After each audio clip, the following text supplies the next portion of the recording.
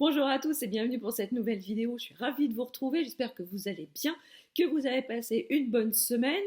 Je vous retrouve donc aujourd'hui pour un point lecture où je vais vous parler de 3 romans. Je profite d'un sublime rayon de soleil qui éclaire ma face. Vous êtes ravis, j'ai l'air encore plus blafarde que d'habitude. C'est formidable. Bref, donc on va commencer dès maintenant. Alors, je vais vous parler de Deux morts lentes de Michael Mention, paru aux éditions Stéphane Marsan. Donc ici, il va être question d'une intrigue basée sur les perturbateurs endocriniens. Alors grosso modo, qu'est-ce que c'est que ces bestioles? Ce sont des particules que l'on retrouve un peu partout dans notre quotidien, que ce soit dans les aliments, dans les médicaments, mais aussi dans les fringues, dans les meubles, enfin, tout notre environnement, les cosmétiques aussi. Et donc, voilà, on est cerné. Si on est exposé à de fortes doses de perturbateurs endocriniens, et ben, comme leur nom l'indique, ça va perturber notre corps et voilà, ça va occasionner des problèmes, ça va mettre des petits grains de sable dans la machine. Et certaines études montrent que une exposition prolongée et dans le temps pourrait avoir des impacts sur notre santé et pourrait être à l'origine de pathologies lourdes telles cancer, telles diabète, telles, enfin, plein de très lourdes pathologies. Et donc ici, dans ce roman, on va suivre 3 personnages. Le premier, c'est Philippe, c'est un éminent scientifique. Il est contacté par le président d'un groupe, d'une commission, pour faire des travaux sur ces fameux perturbateurs endocriniens et pouvoir ainsi élaborer un rapport qui aidera la Commission européenne à légiférer sur ces fameux perturbateurs endocriniens et ainsi obliger les entreprises à se conformer à des doses plus conformes, voire même l'éradication complète de ces perturbateurs endocriniens. On va suivre également Franck, qui est journaliste au journal Le Monde. Il aime bien travailler sur des dossiers de fond. Et on va lui transmettre le dossier d'une affaire, d'une famille qui souffre de pathologies, comme je l'ai dit, lourdes. Et donc, du coup, il va enquêter pour essayer de faire éclater ce scandale au grand jour. Et enfin, la fameuse famille en question, il s'agit de Marie, Nabil et leur fils Léonard.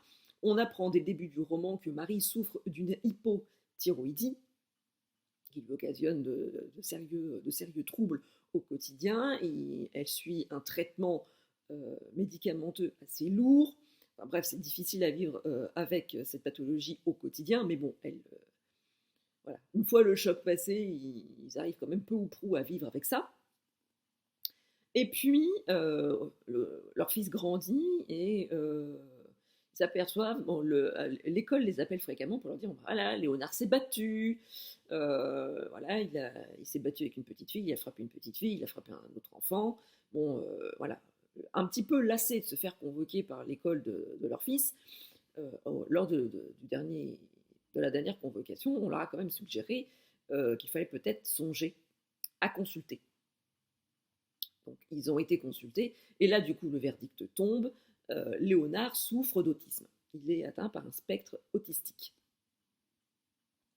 Double choc, parce que non seulement ils ont appris quand même à vivre avec la maladie de Marie, mais maintenant, il va falloir adapter leur quotidien à leur fils, parce qu'on sait que voilà, les enfants atteints, les personnes atteintes de syndrome autistique, voilà, peuvent avoir des comportements que le commun des mortels jugera compliqués, hors normes, pas adaptés.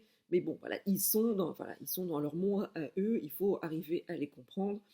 Et ça va être tout le quotidien de Marie et Nabil.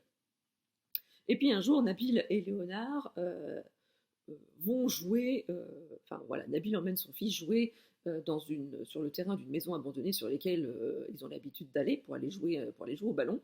Et là, ils se font copieusement refouler par deux bons hommes, lesquels bons hommes apposent une pancarte sur le terrain en disant voilà, ne pas pénétrer sur cette propriété. Donc du coup, ça titille un peu Nabil.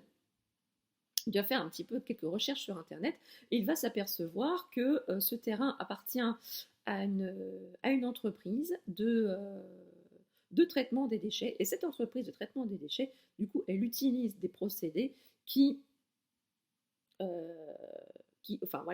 dont les composés sont majoritairement des perturbateurs endocriniens. De fil en aiguille, Nabil creuse un petit peu plus et il ne va pas tarder à se rendre compte que la pathologie de sa femme et l'autisme de son fils sont peut-être liés à cette exposition prolongée à ces perturbateurs endocriniens. Donc du coup, va s'en suivre. Ils vont se lancer dans un combat qui va être long, qui va être difficile, semé d'embûches, parce que les lobbies et les grands groupes d'entreprises vont tout faire pour leur mettre des bâtons dans les roues. Tous les personnages, que ce soit Franck, que ce soit Nabil, Marie, ou que ce soit Philippe, ils vont leur arriver des déconvenus, encore des déconvenus, le mot est faible, ils vont leur arriver beaucoup d'ennuis parce qu'ils vont oser se lever et résister à ces groupes d'industriels pour qui la santé commune passe bien après les profits et leur chiffre d'affaires. Parce que voilà, il ne faudrait pas non plus concevoir des produits qui non seulement conviennent à la santé de tout à chacun et continuent à se vendre. Non, forcément, ce serait tellement plus simple. Mais bon, voilà. Et donc du coup, dans ce petit à petit, Michael Mention monte un petit peu, le suspense il monte en puissance, les actions de ces lobbies et de ces entreprises montent en puissance aussi, quitte à atteindre des niveaux complètement délirants. Mais bon, je reste persuadée que certaines actions d'intimidation ne sont peut-être pas complètement de la fiction. Et voilà, ce roman est très très ancré dans notre réalité. C'est un roman très réel sur un sujet d'actualité, peut-être un petit peu moins en ce moment, hein, avec Mister Corona, parce que maintenant on n'entend plus du tout parler des perturbateurs endocriniens. Hein. Maintenant c'est le corona, les vaccins. Point. Mais voilà, donc du coup, Michael Mention a eu le courage d'écrire là-dessus, d'ancrer ces personnages dans une fiction réelle, si je peux vraiment m'exprimer ainsi, parce que ce roman se déroule sur plusieurs années, parce que évidemment, quand on se lance dans un combat tel que celui-ci, ça ne se résout pas en 3 semaines. Ça dure des années et des années. Donc voilà, ça fait un petit peu penser à Erin Brockovich dans le combat contre la firme de tabac. Donc ça fait vraiment penser à ça. Et on a vraiment envie de savoir s'ils vont aller jusqu'au bout de leur combat, malgré les difficultés, malgré les menaces. Et voilà, tout le roman est construit là-dessus, avec une plume très réelle, très factuelle. Donc je vous conseille vraiment la lecture de ce roman qui va vous apprendre pas mal de choses sur les perturbateurs endocriniens et vous ne regarderez plus jamais votre environnement de la même manière. Il y a vraiment de quoi devenir parano. Ensuite, changement de style, avec Piqûre de rappel d'Agathe Portail, paru aux éditions Calman Lévy, Territoire. Je l'ai reçu dans le cadre de l'opération Masse Critique de Babelio et j'ai été agréablement surprise par ce roman que j'ai lu en 2-3 jours. On est dans un petit village paisible de Dordogne où vous avez deux copains qui ont une entreprise vente en ligne de miel qui est mis en pot par des moines. Et les ruches appartiennent à un des deux copains. Et le monastère en question vend une parcelle. Et que voilà, les deux copains, du coup, veulent la parcelle pour agrandir la rucherie. Mais elle est également convoitée par un autre bonhomme pour agrandir et câbler, si je peux dire, son parc photovoltaïque. Bref, ce terrain fait l'objet de nombreuses convoitises. Et voilà. Et bon, ça fait l'objet de nombreuses convoitises. Et on a le major Géraud d'Amberail qui est muté dans ce petit village de Dordogne afin de remplacer le comment ça s'appelle, le chef de brigade. Le chef de brigade du village qui est souffrant, qui est très malade et qui du coup est en convalescence et du coup il le remplace. Donc forcément, c'est pas évident de débarquer dans un nouveau village, dans une nouvelle brigade, surtout lorsque la personne que l'on remplace a une aura telle que tout ce que vous voulez faire ou entreprendre, ça va nécessairement souffrir de la comparaison avec ce qu'aurait fait ce fameux chef de brigade. Donc voilà, le Géraud voilà, essaie tant bien que mal de s'acclimater à ce nouveau paysage, à ce nouvel environnement. Heureusement, il peut rendre visite plus facilement à son fils, qui est moine dans ce fameux monastère. Jusqu'au jour où ce paisible village de Dordogne est le théâtre d'une mort assez violente. En effet, l'un des deux associés de la petite start-up de vente de miel en ligne trouve la mort lors d'une attaque sauvage d'abeilles d'une des ruches qui leur appartient. Le pauvre se fait littéralement, mais je ne vais pas dire bouffé par les abeilles, mais piqué par des centaines d'abeilles. Donc du coup, il trouve la mort dans d'atroces souffrances. Du coup, vu qu'il y a mort violente, la gendarmerie est appelée sur place. Ils ne peuvent que constater que, évidemment, les premiers éléments de l'enquête font apparaître que voilà, cette mort est due à un malheureux accident et que bon voilà, l'enquête va être classée assez rapidement. Sauf que le deuxième associé va rapidement prendre rendez-vous avec la gendarmerie, car en retournant sur les lieux, il va s'apercevoir que les pieds de l'une des ruches ont été remplacés. Ce ne sont pas les pieds d'origine, donc pour lui, l'attaque d'abeilles a été orchestrée. En fait, on a volontairement fait tomber la ruche pour que les abeilles soient excitées et du coup attaquent le premier venu, à savoir Hugo. Et donc du coup, l'enquête est relancée et Géraud va se faire un devoir de trouver la personne originaire de cette attaque d'abeilles. Et donc, on va se retrouver dans un genre de cozy mystery à la française. Pourquoi je parle d'une analogie avec les cozy mystery? Tout simplement parce qu'on se retrouve dans un petit village où tout le monde se connaît. Voilà, on connaît les forces et les faiblesses de chacun. Voilà, on ne peut pas aller dans un endroit du village sans en apprendre beaucoup de tout et n'importe quoi sur son voisin. Et ça m'a vraiment fait penser aux cosy mystery qu'on a l'habitude de lire. Je pense au roman de Julia Chapman, la série des détectives de Yorkshire. Je pense à Agatha Raisin. Voilà, tous ces cosy mystery qu'on a l'habitude de lire et qui ont pour théâtre des villages anglais. Ici, c'est vraiment la même chose, mais transposée dans un petit village de Dordogne. Et chose encore plus drôle, c'est que la tante de Géraud va venir lui prêter main forte. Parce qu'elle ne peut pas laisser son pauvre neveu seule, enquêter seule. Il faut absolument qu'elle lui donne un coup de main, parce que c'est une femme voilà, qui est une femme d'une soixantaine d'années, et voilà, voilà, pour donner un petit peu de piquant à son quotidien, eh ben, elle veut faire les enquêtrices en jupon. D'ailleurs, il y a un des personnages qui l'appelle la Miss Marple.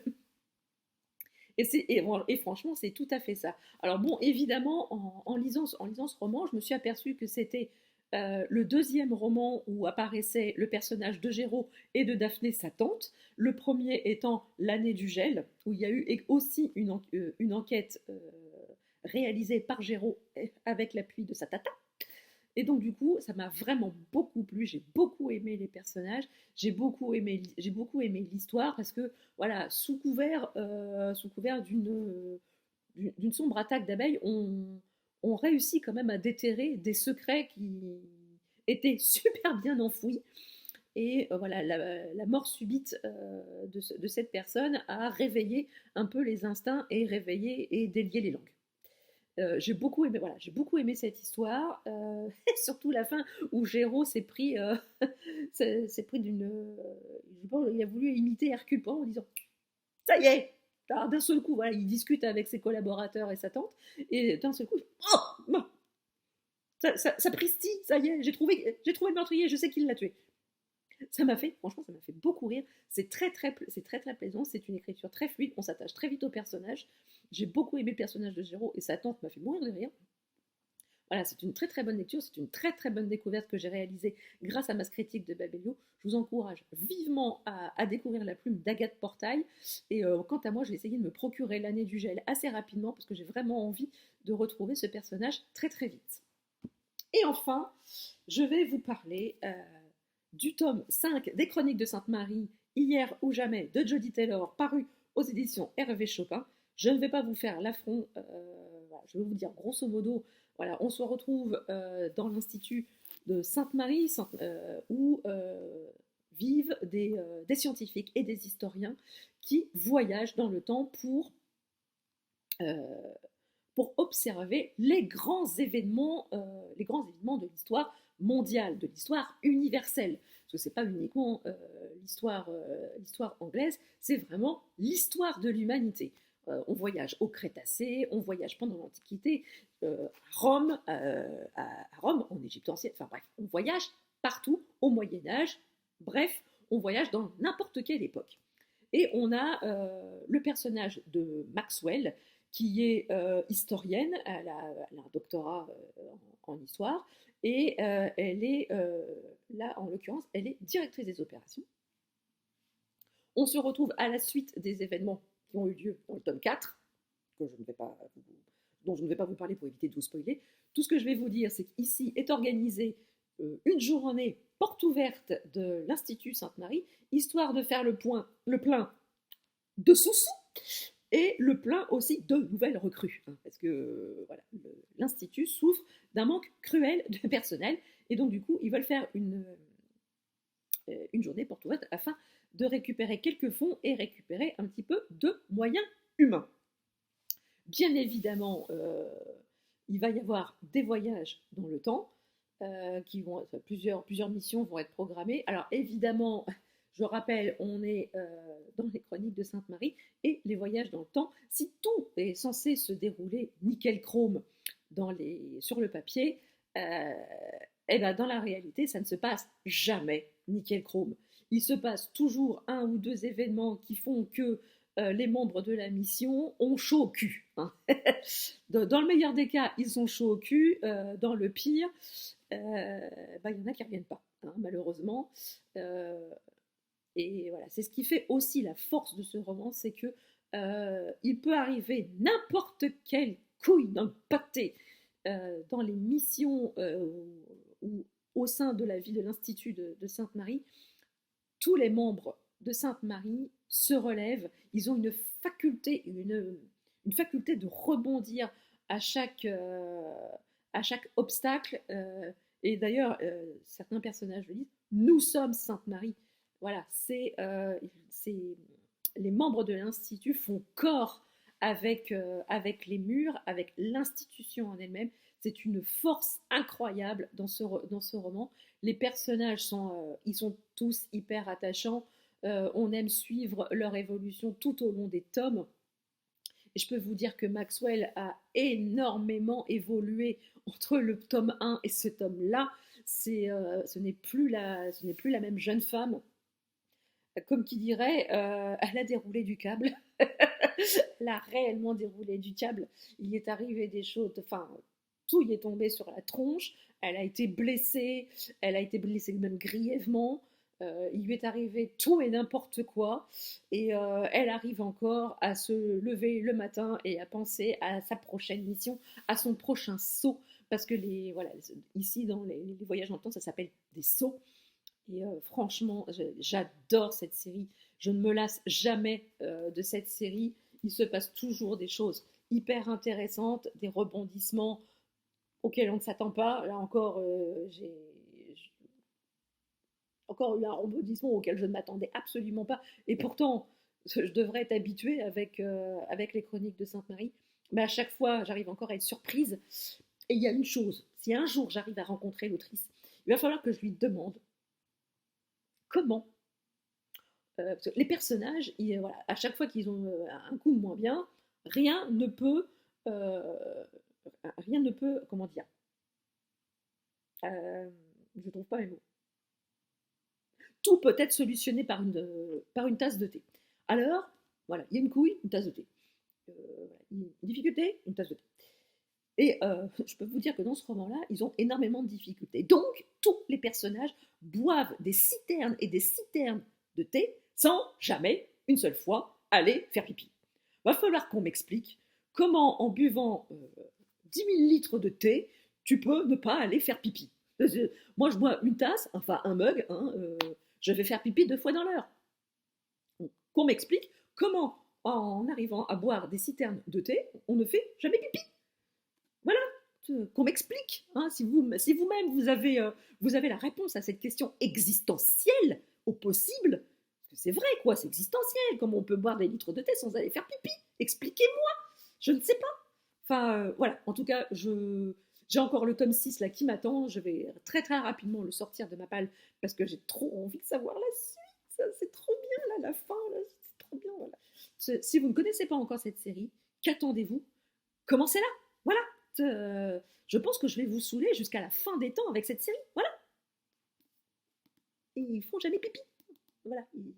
C'est une série géniale où les héros ne font jamais pipi. Voilà. Si avec ça je vous l'ai pas bien vendu, voilà, je ne sais plus quoi faire. Voilà, cette vidéo est à présent terminée. J'espère qu'elle vous aura plu. N'hésitez pas à me dire en commentaire si vous avez lu certains de ces romans, ce que vous en avez pensé. N'hésitez pas aussi à me dire ce que vous avez lu cette semaine. Je serais ravie d'échanger avec vous comme à chaque fois. N'hésitez pas à liker cette vidéo si elle vous a plu, mettre un petit pouce en l'air. Vous ne savez pas combien ces encouragements sont précieux. N'hésitez pas à partager cette vidéo sur vos réseaux sociaux, ça me ferait énormément plaisir également. Si vous n'êtes pas encore abonné à la chaîne, allez-y, c'est gratuit, ça fait plaisir et ça ne fait de mal à personne. Sur ce, je vous laisse, je vous souhaite de très très belles lectures, de très belles semaines et je vous dis à très bientôt pour une prochaine vidéo. Ciao!